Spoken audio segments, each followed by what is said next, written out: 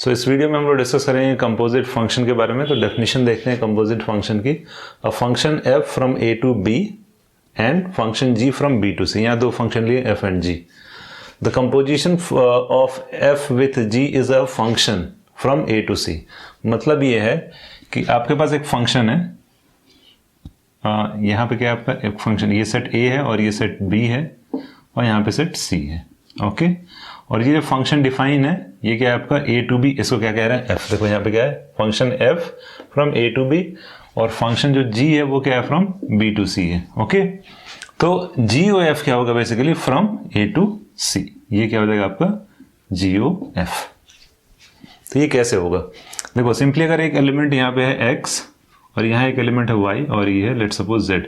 अगर x की mapping y से है फ्रॉम a टू b और y की मैपिंग z से है, ओके तो क्या हो जाएगा x की मैपिंग z से हो जाएगी। देखो इसको किस तरीके से लिखेंगे, कैसे ये क्या आएगा g of F X is equal to g of F X. तो इसका मतलब क्या है, यहाँ अगर हम f ऑफ x कैलकुलेट करेंगे तो क्या मिलेगा y। देखो x का इमेज क्या है y, तो इमेज क्या होता है f ऑफ x। तो यहाँ से f ऑफ x हमने कैलकुलेट किया, हमें y मिल गया। अगर हमें ये f नहीं है g है, नेक्स्ट फंक्शन क्या है g। अगर हमें g ऑफ y कैलकुलेट करना होगा तो क्या आएगा g of y which is equals to z।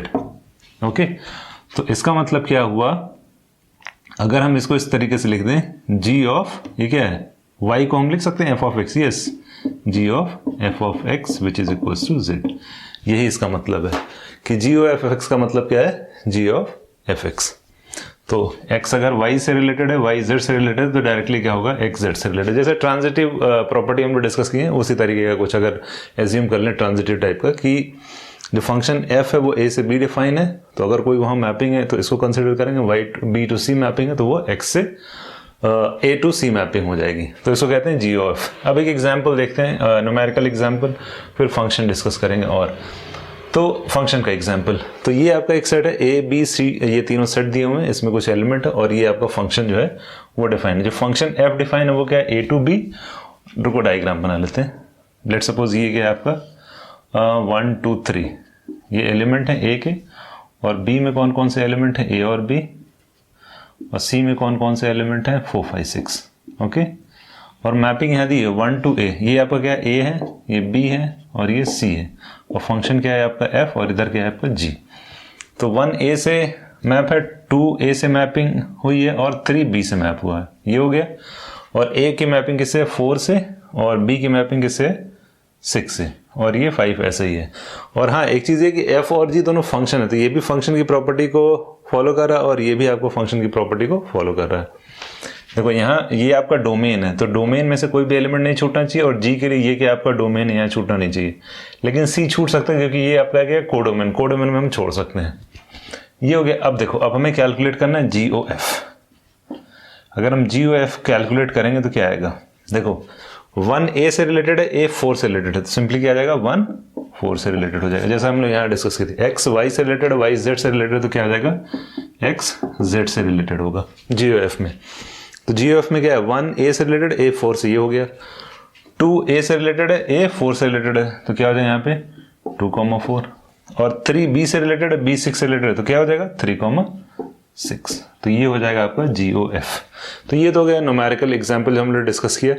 अब सपोज दैट अगर आपको फंक्शन के टर्म में देखें तो मैं इसको इरेज कर देता हूँ, फिर सॉल्व करते हैं। ओके सो देखते हैं f ऑफ x क्या है 2x plus 3, g of x क्या है वो क्या है आपका 3x प्लस 2 है। और ये फंक्शन जो है real number, real to real पे, यानी यहाँ डोमेन रियल नंबर है और कोडोमेन भी रियल नंबर है, तो दोनों ये फंक्शन है। फंक्शन कैसे फाइंड आउट करते हैं ऑलरेडी हम लोग डिस्कस कर चुके हैं।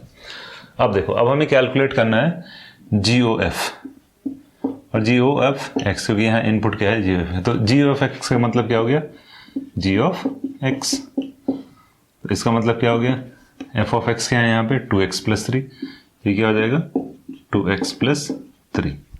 तो देखो g ऑफ यहाँ x which is equals to 3x plus 2 है, लेकिन अगर g of 2x plus 3 calculate करेंगे तो क्या आ जाएगा g ऑफ 2x प्लस 3 अगर कैलकुलेट करेंगे तो क्या करेंगे, ये वैल्यू यहाँ सब्स्टिट्यूट करेंगे इंस्टेड ऑफ x, तो ये क्या हो जाएगा 2x प्लस 3 और इधर क्या है प्लस 3 है यहाँ, सॉरी 2 है यहाँ पे। देखो ये क्या है आपका, अब ये टोटल हमने एज्यूम करें ये x बन चुका, तो इसकी जगह पे क्या करें x की जगह सब्स्टिट्यूट करेंगे तो क्या आ जाएगा 3 इंटू 2x प्लस 3 प्लस ये वाला 2 विच इज इक्वल्स टू क्या आ जाएगा यहाँ पे 3 into 2 6x plus 3 into 3 9, 9 plus 2 which is equals to 11। तो अगर आपको एफ ऑफ एक्स दिया हुआ है, जी ऑफ एक्स दिया हुआ, तो हमें अगर जी ऑफ एफ एक्स कैलकुलेट करना तो क्या आ जाएगा 6x प्लस 11। अब अगर यही क्वेश्चन ये आ जाए कि एफ ओ जी अगर कैलकुलेट करना हो तो क्या हो जाएगा? अगर एफ ओ जी कैलकुलेट करेंगे तो ये क्या हो जाएगा? F of G of X. जैसे यहाँ जी ओ एफ कहता है, जी ऑफ एफ, पहले एफ ऑफ एक्स कैलकुलेट करेंगे, उसकी जो वैल्यू आएगी उसको हम फंक्शन जी में रख देंगे। लेकिन यहाँ एफ ओ जी तो पहले जी ऑफ एक्स कैलकुलेट करेंगे। तो यहाँ क्या हो जाएगा? F of G of X के यहाँ पे 3x प्लस 2, 3x प्लस 2। तो अगर हम F of 3x plus 2 calculate करेंगे तो इसकी वैल्यू क्या आ जाएगी? तो देखो अब इसको क्या करेंगे, यहाँ पे सब्स्टिट्यूट करेंगे। तो 2 इंटू 3x प्लस 2 प्लस 3, तो इसकी वैल्यू क्या आ जाएगी? 3 into 6, 3 into 2 6x plus 2 into 2 4, 4 plus 3 7। तो यहाँ क्या आ गया? 6x plus 7। तो अब यहाँ एक इंपॉर्टेंट पॉइंट जो हमें समझना है कि अगर हम जी ओ एफ कैलकुलेट किए, ये देखो जी ओ एफ कैलकुलेट किए तो क्या आ रहा है? 6x प्लस 7, और एफ ओ जी कैलकुलेट किए तो क्या हमको मिल रहा है? 6x प्लस, सॉरी यहाँ 11 है और यहाँ क्या है आपका 7 है।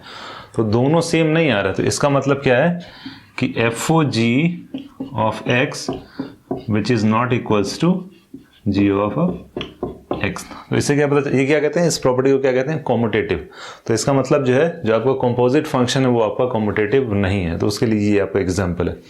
अब दूसरा एक प्रॉपर्टी क्या है, वो है एसोसिएटिव। इसको भी देख लेते हैं, एसोसिएटिव। तो एसोसिएटिव का मतलब क्या हो जाएगा? F O G O of H ये दिया हो और एक्स यहाँ दिया हो, which is equals to F O G ये दिया है।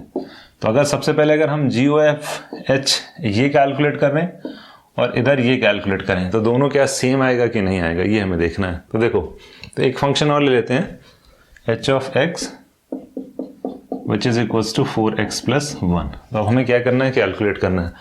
तो सबसे पहले लेफ्ट हैंड साइड कैलकुलेट करते हैं, जी ओ एच। तो जी ओ एच ऑफ एक्स क्या हो जाएगा? जी ऑफ एच एक्स, जैसे भी हम लोगों ने यहाँ कैलकुलेट किया, which is equals to G of H X क्या हो जाएगा? एच एक्स क्या है यहाँ पे? 4x plus 1, which is equals to 4x plus 1। तो G of 4x plus, G of X यहाँ है, तो यहाँ अगर हम इसको कैलकुलेट करेंगे तो क्या हो जाएगा? 3 into 4x plus 1, 4x plus 1 substitute कर दिया, प्लस 2। तो इसकी वैल्यू क्या आ रही है? 3 इंटू 4 12x प्लस 3 प्लस 2 5, ये क्या आ जाएगा? 12x प्लस 5 ये आ रहा है। तो ये हो गया जी ओ एच एक्स। अब इसके साथ कैलकुलेट करेंगे F O G O H X, ये कैलकुलेट करना है इसके साथ। मतलब ये हम लेफ्ट साइड देखना है। तो ये ऑलरेडी हम कैलकुलेट कर चुके हैं, इसकी वैल्यू क्या आ जाएगी? F of G O H X ये आ जाएगा। इसकी वैल्यू ऑलरेडी हम कैलकुलेट कर चुके हैं। इसका क्या आया वो? 12x प्लस 5, और ये क्या आपका बाहर आपका f, ये हो जाएगा। तो एफ ऑफ एक्स क्या हो जाएगा? 2x plus 3। तो अगर इसको हम कैलकुलेट करेंगे, F of 12x plus 5 which is equals to, तो जो ये वैल्यू है वहाँ हम सब्स्टिट्यूट कर देंगे। तो 2 इंटू 12x प्लस 5 प्लस 3, तो यहाँ से क्या हो जाएगा? 24x plus 2 into 5 10, 10 plus 3 13।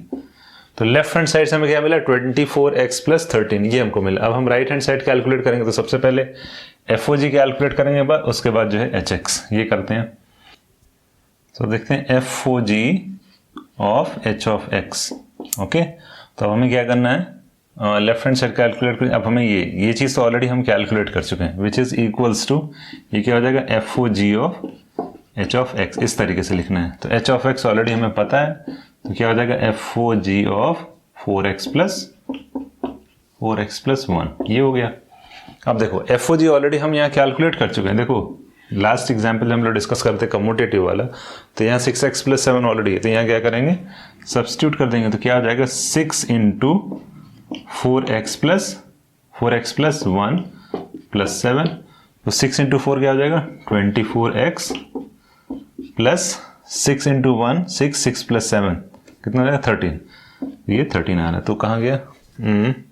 देखो यहाँ भी ये चीज़ आ रही है 24x प्लस 13, और यहाँ भी क्या आ रहा है 24x प्लस 13। तो इसका मतलब चाहे आप एफ ओ जी कैलकुलेट करके देन एच ऑफ एक्स के साथ उसको कंबाइन करो या एच ऑफ एक्स कैलकुलेट, मतलब किसी भी ऑर्डर में अगर कैलकुलेट करेंगे तो क्या आएगा, दोनों सेम आएगा। तो इसका मतलब एसोसिएटिव लॉ जो होता है ये इसको फॉलो करता है, लेकिन कम्यूटेटिव ये नहीं होता। तो ये हम लोगों ने कुछ एग्जाम्पल डिस्कस कर लिया और कुछ प्रॉपर्टीज डिस्कस कर ली। अब कुछ इंपॉर्टेंट पॉइंट और डिस्कस करते हैं हम लोग।